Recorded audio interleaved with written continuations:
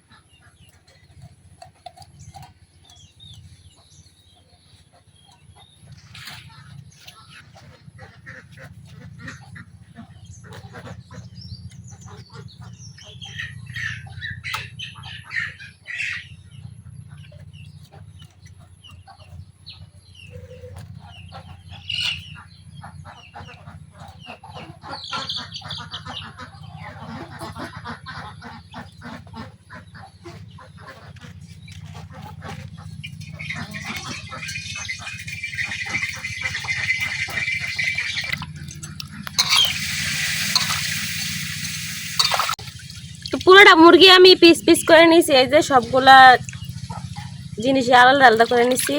তো এখন শুধু মাংসগুলা সাইজ করে কাইটা নিয়াম। তো আব্দুল্লাহ শুধু রান খায়, অন্য কিছু খায় না আর কি, এই জন্য দুইটা রানই আমি রাইখা দিই সবসময় মুরগি রান্না করলে।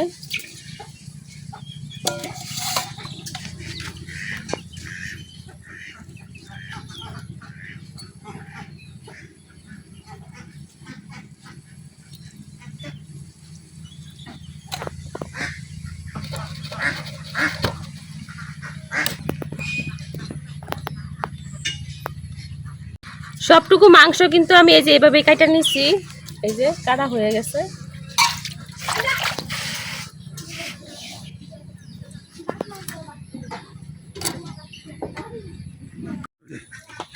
মুরগি কাটতে কাটতে একবার বৃষ্টি এসে পড়ছে, বাইরে কিন্তু বৃষ্টি পড়তেছে এখন হালকা পাতলা। আর এই দিকতে আমি মুরগির মাংসগুলো ধুইয়া পরিষ্কার করে নিছি, আর যা যা লাগবে রান্না করতে সবকিছু রেডি করে নিয়ে রান্না করে আসা পড়ছি। তো এখন আমি রান্না করার লেগে চুলাটা ধরাই নিলাম।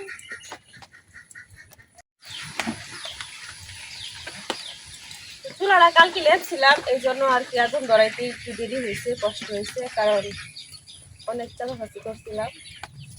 তো এখন আগুন ধরাই নিছি, রান্না করার লেগে কড়াই বসাই দিতেছি।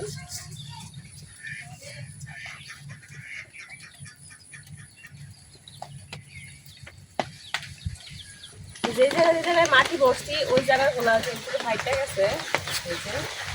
এই যে চুলার সামনেও একটা বড় ছিল গাতা, এটা ফাইটে গেছে। কালকে রোদির ছিল, কালকে লেপছি, আজকে আবার বৃষ্টি। দেখেন কি অবস্থা বৃষ্টিতে, একবারে যে এদিকটা দ্বীপ যা একবারে শেষ পিছলা হয়ে গেছে।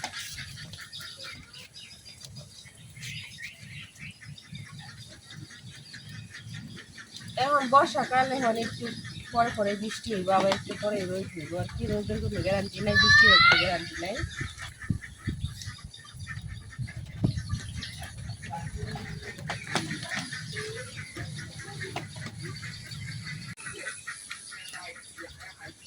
কড়াই গরম হয়ে গেছে, এখন কড়াই তেল দাঁড়াইতেছি।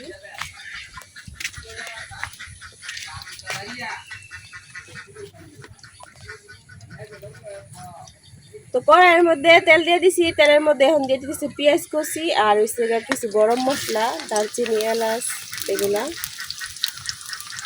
তো সব কিছু আমি পেঁয়াজের সাথে দিয়ে নিছি।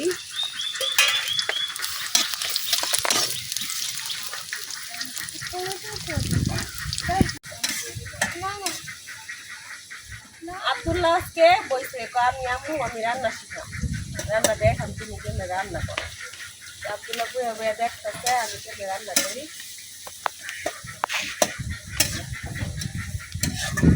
রান্না শিখে কি আম্মু রান্না করে খাওয়াই বা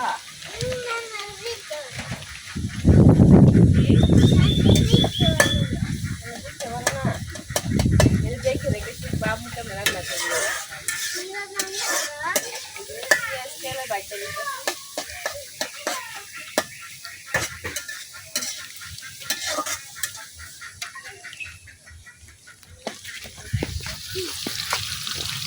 বৃষ্টি বাতাসের কারণে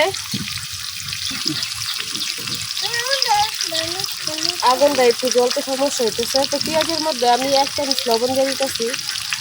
লবণ দিলে পেঁয়াজটা তাড়াতাড়ি ভাজা হয়, নরম হয়ে যায় আর কি। পেঁয়াজটা কিছুক্ষণ ভাজা নিয়ে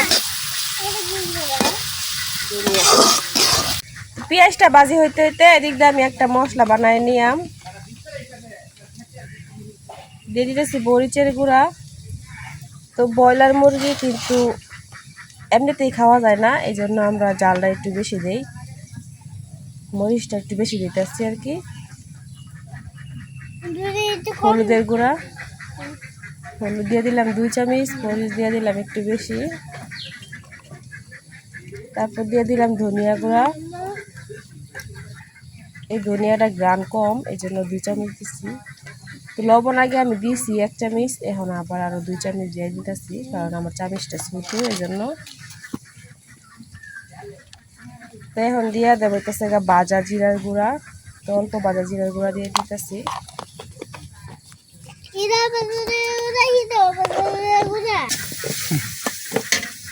এখন আমি পানি দিয়া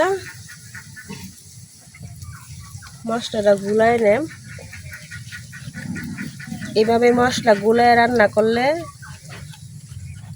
রান্নাটা অনেক মজা হয়, আর বাটা মশলার যে স্বাদটা এটা পাওয়া যায় আর কি।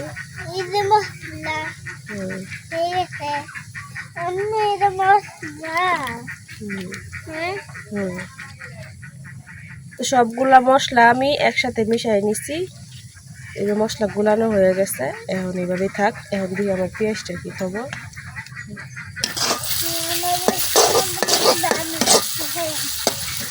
মশলা গুলাইতে গুলাইতে পেঁয়াজটা কিন্তু অনেকটাই ভাজা ভাজা হয়ে গেছে, অনেকটা নরম হয়ে গেছে। তো এই পর্যায়ে দিয়ে দিতেছি আদা রসুন বাটা।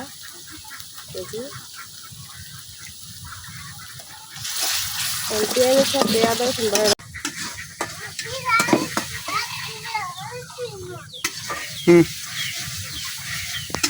পেঁয়াজের সাথে আদা রসুন বাটা আমি কিছুক্ষণ বাজিয়ে নিচ্ছি। এখন আর কোনো কাঁচা গন্ধ নাই।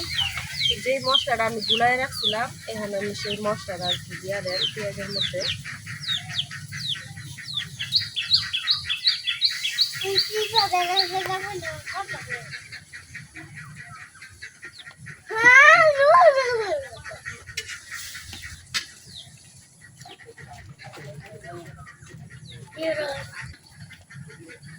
মশলা দিয়ে দিছি, এখন বাড়িটা ধুয়ে একটু পানি দিয়ে দিতেছি।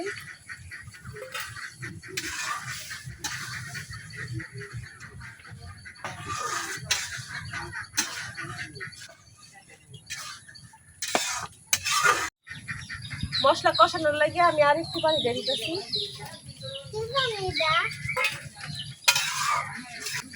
মশলা কষানোর উপরে কিন্তু তরকারির স্বাদ নির্ভর করে আর কি। যত ভালো মশলা কষানো হইব, রান্না খাইতে তত বেশি মজা হইব। সেই জন্য আমি পানি দিয়ে দিচ্ছি একটা, মশলাটা খুব ভালোভাবে কষাই নেন, যতক্ষণ না তেল ছেড়ে দিব।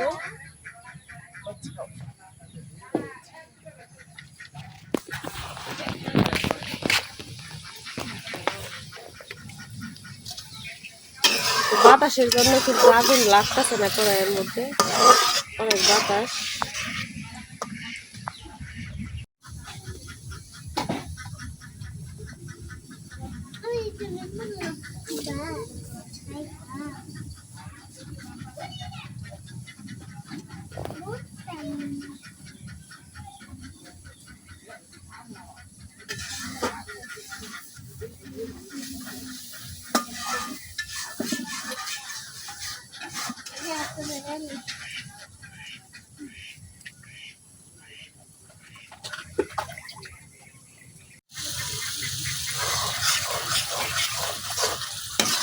মশলাটা খুব ভালোভাবে কষানো হয়ে গেছে, উপর দিয়ে তেল ছাড়া দিতে। এই পর্যায়ে আমি দিয়ে দেন মুরগির মাংসগুলা।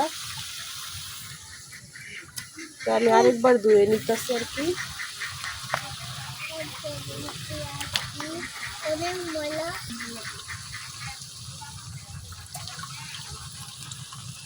সাথে আমি 2টা আলু কাইটা নিছি আর কি। আলু ছাড়া একদমই ভালো লাগে না আমার কাছে মাংস।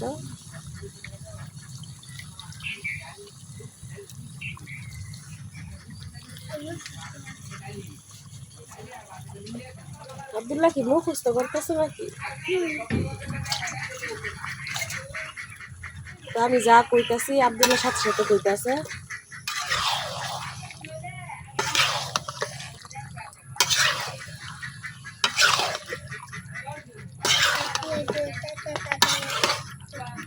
মাংসের সাথে মশলাটা খুব ভালোভাবে মিশিয়ে নিতেছি।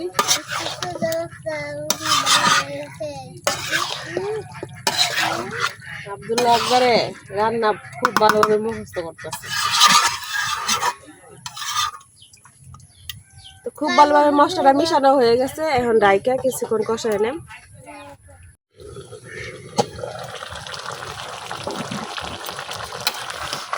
যখন কষানো দিছিলাম তখন কিন্তু পানি আসছিল না, আর এখন দেখেন কতটা পানি উঠছে।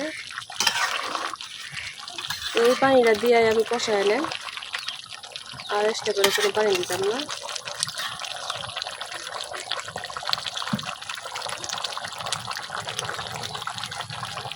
এখন এই জায়গায় আছে 1.5 কেজি পরিমাণের মুরগির মাংস আর কি। তো 1.5 কেজি পরিমাণের মুরগির মাংসের জন্য আমি যে 1 পিস লেবু নিয়ে নিছি। এখন এই লেবুর রসটা সাথে দিয়ে দেন।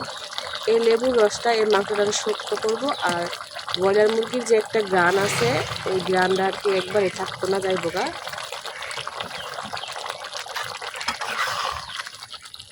লেবুর রসটা খুব ভালোভাবে মিশিয়ে নেন।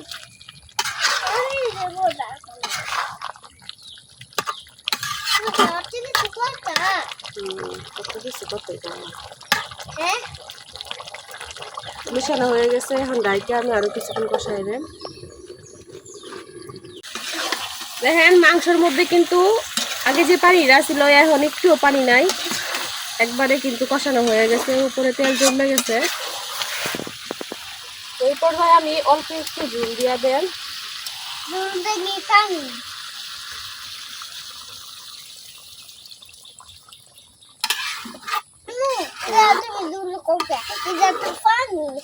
পানি তো তরকারি দিলে ঝোল হয়ে যাবে, বুঝছো? আব্দুল্লাহর কত যে প্রশ্ন।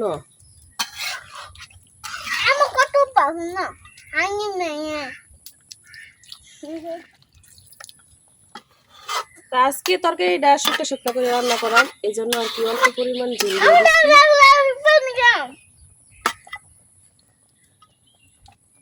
তো এই যে ঝোল দেওয়া হয়ে গেছে, এখন ডাইকে আর কিছুক্ষণ রান্না করে নেন।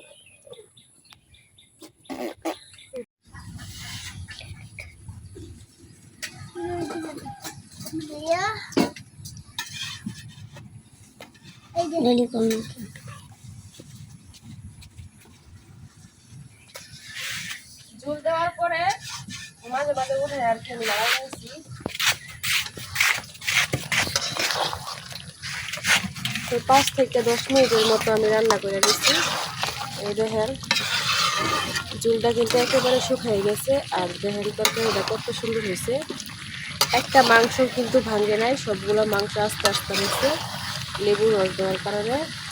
আর তরকারিটা একবারে মাথা মাথা হয়েছে।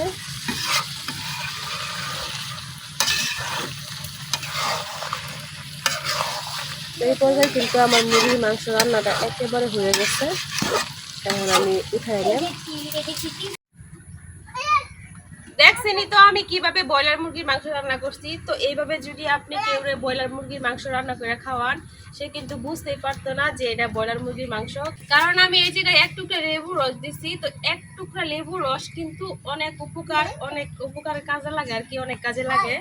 তো দেখছেনই তো আমি তুলুর রস দিয়ে কিভাবে রান্না করছি। এখন কিন্তু এই ব্রয়লার মুরগির মাংস কোনো রকম মুরগির যে একটা গ্রান আছে। তো আপনারা যারা এখনো এভাবে রান্না করে খান নাই অবশ্যই একবার হলেও খায়া দেখবেন। এইভাবে রান্না করলে আর কি মুরগির মাংসটা ভাজা লাগে না, এইভাবে এমনিতে রান্না করলে হয়। এমনিতে রান্না করছি মাংসগুলো কিন্তু একবার আস্তে আস্তে রয়েছে আর খাইতে অনেক ভালো লাগবো। সুন্দর একটা গ্রান রয়েছে মাংসর, কিন্তু যেই একটা অন্যরকম গ্রান আছে না ব্রয়লার মুরগির, ওই গ্রানটা কিন্তু একদমই থাকতো না এই লেবু রস দিলে। তো আমার রান্নাটা কেমন হয়েছে অবশ্যই কমেন্টে জানাবেন। আর আজকে কিন্তু আব্দুল্লাহ একবারে পুরোটা রান্না শিক্ষা দিছে। আমি যে তুমি এইভাবে রান্না করে খাই বাবু। আচ্ছা